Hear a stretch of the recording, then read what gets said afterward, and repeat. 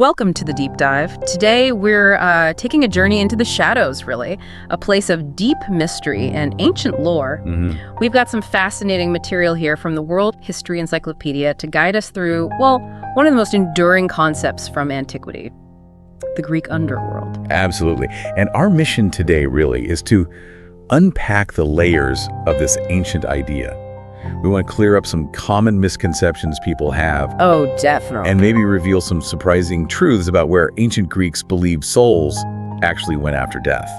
It's quite a realm, its own geography, rulers, guardians. And specific fates, right? Depending on who you were. Exactly. Very specific fates. That's right. Get ready to explore its, well, fascinating rulers, its terrifying guardian, its distinct realms, and the varied destinies of its inhabitants. You might be surprised, actually, at how different it is from, modern ideas. It's quite distinct. So let's set the stage here. When we talk about the Greek underworld, what exactly are we picturing? Is it just like a gloomy abyss or something more complex? It's definitely more nuanced.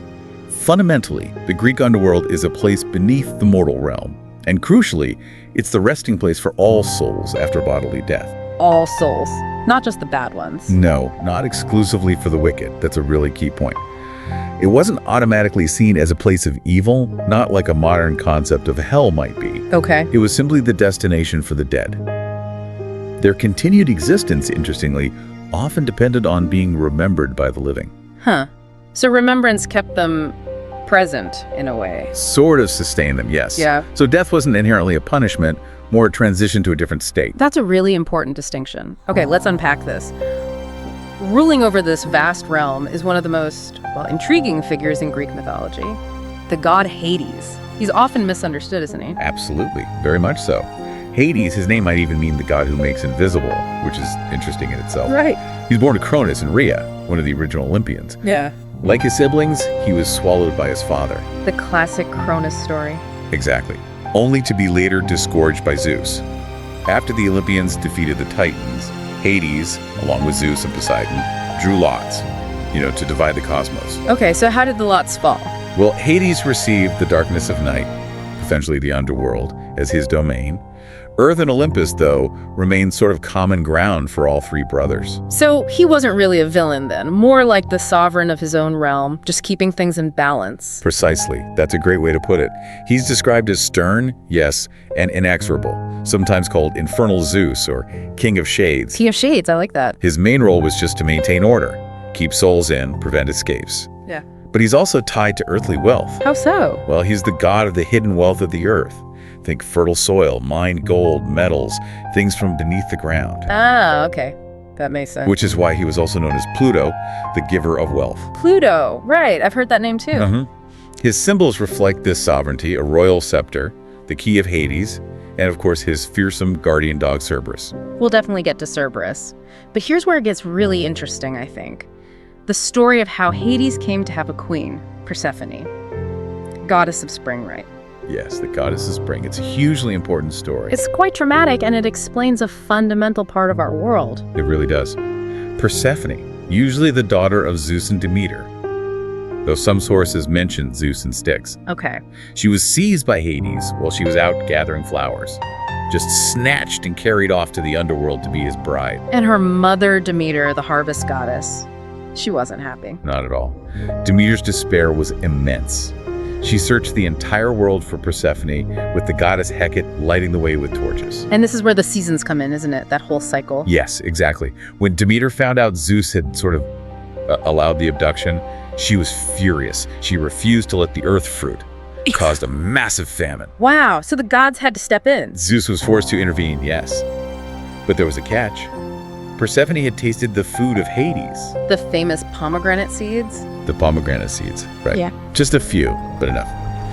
Because she'd eaten in the underworld, she was bound to it. So a compromise was needed. A deal was struck. Persephone would spend part of the year, maybe a third, maybe half. Sources differ with Hades in the underworld. And the rest of the time up here? The remaining time with the gods above, with her mother. Her annual return to Earth in the spring marks the flowering of meadows, the growth of new grain. And her return to the underworld. That coincides with winter. Plants die back, growth halts. This whole cycle, this dual role, made her incredibly powerful symbolically. especially in the Elysian mystery. Ah, the mysteries, right? Her story there really symbolized immortality, the cycle of death and rebirth. Fascinating. And she wasn't just a queen in name only. Does she have other roles or myths associated with her? Oh, indeed. Some more obscure myths even credit Persephone with creating mankind from clay, which is quite something. Wow, I hadn't heard that one. Yeah, and she had offspring too, Zagreus and Melino, apparently with Zeus visiting her in the Underworld. And sometimes the Erinyes, the Furies, are listed as children of Hades and Persephone. So a very active figure, even down there. Definitely. And her constant attribute, a flaming torch, probably symbolizing her journey between the light and the dark. So for a soul to actually reach this realm ruled by Hades and Persephone, there's a journey involved, often across these formidable rivers we hear about. Yes, the passage isn't simple. What are these waterways and what do they signify, really? The Greek underworld is famously crisscrossed by 5 major rivers. Each one has its own vivid symbolism, emphasizing the transition. Okay, let's hear them. First, there's Styx, the big one, the river of oaths. Even the gods swore their most unbreakable vows by the Styx. So, ultimate solemnity, finality. Exactly. Then there's Lethe, the river of forgetfulness. Right, drink from that and poof. Earthly life forgotten. It's also mentioned that Hades sometimes had visitors sit on a chair of forgetfulness to achieve the same effect. Wipes the slate clean. Makes sense for entering a new realm. What else? Acheron, the river of sorrow or woe. Often seen as the main boundary, the river you actually cross to enter the underworld proper, maybe with Charon the ferryman. Okay. Then Phlegethon, this one's intense, the river of fire, a fiery stream. It's unpleasant. And finally, Cocytus, the river of wailing or lamentation. So, sorrow, fire, wailing, it sounds like a tough crossing. Each river really serves to emphasize the finality, the emotional weight, the different facets of leaving life and entering this new permanent state. Okay, so you cross the rivers, but what stops souls from just turning around and leaving? Or the living from wandering in? There must be security. Oh, there is. That would be Cerberus, the infamous, vicious, 3-headed dog. The hound of Hades himself. The very same, the loyal and crucially incorruptible guardian of the gates. 3 heads are standard, right? Though I think I read about variations. Most accounts say 3, yeah. But sources describe him with sharp fangs, maybe a ferpent for a tail, or even snake heads growing out of his back. The poet Hesiod, he actually claims Cerberus had 50 heads. 50? Wow. Okay, maybe Hesi was exaggerating slightly. Perhaps a bit, but it emphasizes the terror. And his parentage is key too. He was born from the serpentine giant Typhon and Echidna, the half-woman, half-snake creature. The father and mother of monsters. Precisely. Making Cerberus brother to other lovely figures like the 2-headed dog Orthos and the Lernaean Hydra. He comes from terrifying stock. He sounds absolutely nightmarish. Were there any heroes bold enough or maybe foolish enough to actually face him? Well, Cerberus is most famous for his run-in with Hercules, depending on your preference. Ah, the 12 labors, this was one of them. The 12th and final labor, often considered the most dangerous. He had to bring Cerberus up from Tartarus, from the underworld. How did he even manage that? Brute force, essentially. Hercules achieved this incredible feat by overpowering Cerberus without weapons. Just grabbed him, probably by the throat or throats, until the beast yielded. It wrestles him into submission. Incredible. He then presented Cerberus to King Eurystheus, the guy who set the labors, before returning the dog to Hades. As far as we know, Hercules is the only Greek hero to physically defeat Cerberus. But what if pure strength wasn't an option? Could he be tricked or bypassed somehow? Indeed. He wasn't completely unbeatable if you were clever, or maybe had the right tools. The nymph Psyche, for instance, managed to placate him with honey cakes. Honey cakes? Like dog treats. Sort of. Enough to distract him so she could get past to retrieve a box from Persephone. And the Sibyl, the prophetess guiding Aeneas. From Virgil's Aeneid. That's the one. She used honey cakes too, but hers were dipped in drugged wine. Put Cerberus right to sleep so Aeneas could pass. Clever. Any others? And maybe the most famous example, Orpheus, the legendary musician, mourning his dead wife Eurydice. Right, he went down to get her back. He did. And he managed to bewitch Cerberus, not just him, but Charon the ferryman, and even the judges of the dead, purely with the beautiful music of his lyre. Music soothed the savage beast. Literally. Quite literally. Shows the power of art, maybe. And I think I read something, a rather grim detail about Cerberus's saliva. Ah, yes. A nasty little footnote. The poisonous aconite plant, also known as wolfsbane, Right. was said to have sprung from the ground where Cerberus's deadly drool landed when Hercules was dragging him up from the underworld. Yikes. And that plant shows up later in myths, too? It does. Medea apparently used it in an attempt to poison the hero Theseus, so even the dog's spit was legendary and dangerous. Okay, so once a soul gets past the rivers, past Cerberus, what then? Where do they actually end up? It wasn't all just one big gray area, was it? No, not at all. The underworld definitely contained distinct destinations, and this reflects a really important ancient Greek idea about justice, about consequences based on how you lived your life. So different strokes for different folks, Afterlife edition. Pretty much. The most infamous region was Tartarus. Tartarus, that sounds bad. It was the deepest, darkest pit of the universe, even lower than Hades' own halls, and kind of separate from them. Described as just a dismal, dank chasm, the ultimate prison. Who ended up there initially? Originally, it held the enemies of the Olympian gods, the Titans, like Cronus himself, after they lost the war. The Cyclops and the Hecatonchires, the 100-handed ones, were also imprisoned there for a time. But later it was for mortals, too. Yes, in later myths, Tartarus became the place for mortals who committed truly unforgivable sins. They weren't just there, they were subjected to eternal, often very specific and fitting punishments.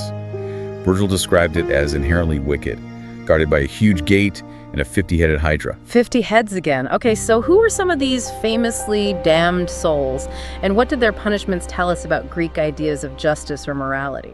Well, there are several classic examples. There's Tantalus. What did she do? He committed a truly horrific act, cooked his own son, Pelops, and tried to serve him to the gods at a banquet, just to test their omniscience. Oh, that's awful. What was his punishment? Eternal hunger and thirst. He was condemned to stand in a pool of water that receded whenever he tried to drink, with fruit hanging above him that moved away whenever he reached for it, forever tantalized. Wow, perfectly ironic. Who else? Sisyphus, Yeah. another famous one. He was cunning, apparently cheated death not just once but twice. How did he manage that? Bit of a long story involving tricking Thanatos, Death himself, and later Persephone. But his punishment for hubris and deceit, The boulder, right? the boulder, cursed to endlessly roll a huge boulder up a hill, only for it to roll back down every time he neared the top. Eternal futile labor, Reflecting his endless schemes, maybe. perhaps.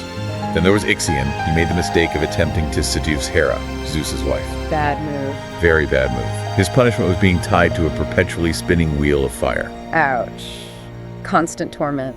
And Tydeus, a giant who tried to assault Leto, the mother of Apollo and Artemis, his fate, staked out while two vultures perpetually ate his liver, Which grew back every night. which grew back every night, so the torture never ended. Similar to Prometheus' punishment, actually. Grim. Any others? One more group often mentioned, the Danaids. These were, I think, 49 sisters who all murdered their husbands on their wedding night. All 49. What was their task? A futile one. They were condemned to carry water in leaky jugs or sieves, endlessly trying to fill a basin or bath that could never be filled, again reflecting the pointlessness and consequence of their actions. These punishments are so specific, so tailored. They really highlight that sense of cosmic justice. But it wasn't all doom and gloom down there. Right, there was a good place too. Yes, in stark contrast to Tartarus, there was Elysium, also known as the Elysian Fields, or sometimes the Isles of the Blessed. That sounds much nicer. It was paradise, basically, reserved for the particularly virtuous, the heroic, maybe those favored by the gods. What was it like? Descriptions painted as fields of eternal peace, filled with golden light, music, gentle breezes, eternal springtime, an idyllic afterlife for immortals, heroes, and the truly righteous. So a reward for a good life or heroic deeds. Exactly. These distinct realms, Tartarus and Elysium, they really underline the ancient Greek concept of justice and consequence carrying on even after death, based very much on your actions in life. Wow. Okay, so from, the stern but necessary rule of Hades, the drama of Persephone, the treacherous rivers, the terrifying Cerberus, all the way to the depths of Tartarus and the serene fields of Elysium. What a journey through the ancient Greek underworld. It really is far more complex and frankly more interesting than just a simple hell. Definitely. It's much more nuanced than many people probably think. It really is a testament to the richness of Greek mythology, isn't it? Showing this concept of the afterlife with both severe, fitting punishments and glorious rewards, all meticulously governed, all part of a cosmic order. And this depth, I think it raises an important question for you, our listener.